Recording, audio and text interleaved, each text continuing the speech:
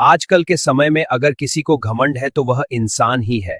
लेकिन कभी कभी एक साधारण भोजपुरी बिरहा गीत भी इंसान को उसकी असली हकीकत का आईना दिखा देता है। इस मैडम ने भी बड़े ही मजेदार अंदाज में कॉमेडी के रूप में समाज की सच्चाई को सामने रख दिया।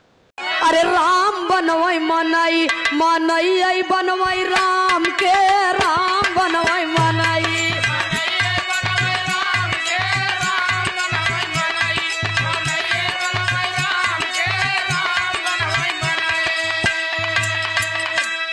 अरे राम के बनावल मनई डोलाई और बोलाई